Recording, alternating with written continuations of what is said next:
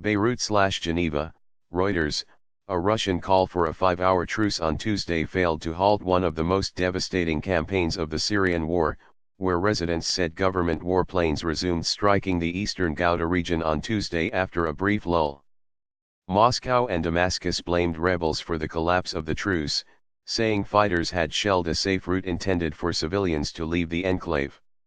The insurgents denied such shelling.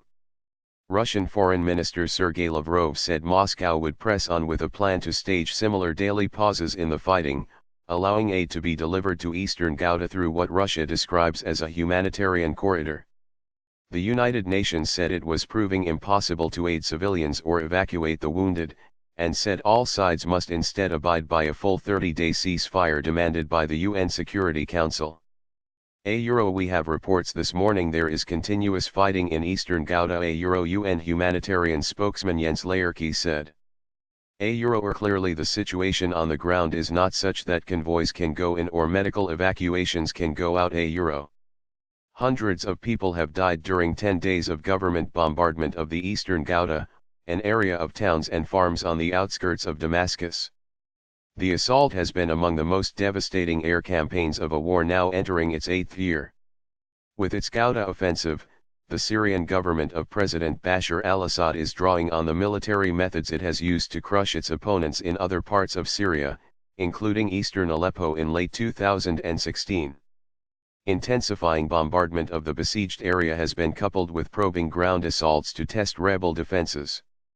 With no sign of decisive international pressure to stop the attack, eastern Ghouta seems likely to meet the same fate as other areas won back by the government, where humanitarian corridors eventually became escape routes for defeated rebels. A concrete humanitarian corridor has been set up that will be used to deliver humanitarian aid, and, in the other direction, a medical evacuation can take place and all civilians who want to leave can. Lavrov told a joint news conference in Moscow after meeting French Foreign Minister Jean-Yves Le Drian. Escalation. Residents in several towns in the eastern Ghouta described a brief pause in fighting, but said bombardment swiftly resumed. In the town of Hamouriya, a man who identified himself by his first name Mahmoud told Reuters helicopters and warplanes were in the sky and conducting strikes.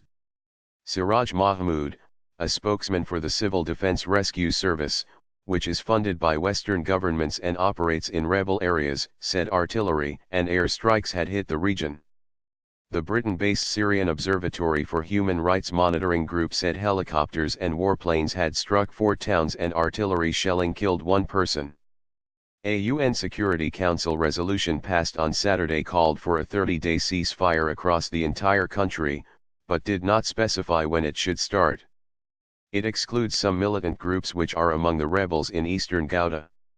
That has meant the ceasefire has not been observed in practice. UN spokesman Laerke declined to comment on the Russian proposal for a 5-hour truce, but called instead on all sides to obey the full 30-day ceasefire. It is a question life and death. If ever there was a question of life and death, we need a 30-day cessation of hostilities in Syria as the Security Council demands. Laerke, spokesman of the UN Office for the Coordination of Humanitarian Assistance, OCHA, told a Geneva briefing. A rebel spokesman said people in eastern Ghouta did not want to leave the area despite the bombardment, because they feared arrest, torture or conscription by the government. Russia said it would guarantee the safety of any civilians who left. Eastern Ghouta, where the UN says around 400,000 people live, is a major target for Assad, whose forces have clawed back numerous areas with military backing from Russia and Iran. Rebels based in eastern Ghouta have intensified shelling of government-held Damascus. A medical official in the capital said on Monday 36 people had been killed in 4 days. Syrian state media reported 8 people injured by rebel shelling on Tuesday. Damascus and Moscow say the campaign in eastern Ghouta is needed to halt such shelling. Even before the latest bombardment of the besieged area began, there was growing international alarm over humanitarian conditions in the eastern Ghouta because of shortages of food, medicine, and other essentials. The multi-sided Syrian war has killed hundreds of thousands of people and driven half of the pre-war population of 23 million from their homes. Fighting has escalated on several fronts this year, with the collapse of Islamic State giving rise to conflict between other Syrian and foreign parties. As Assad has pressed the offensive against eastern Ghouta, Turkey has launched an incursion against Kurdish fighters in the northwestern Afrin region.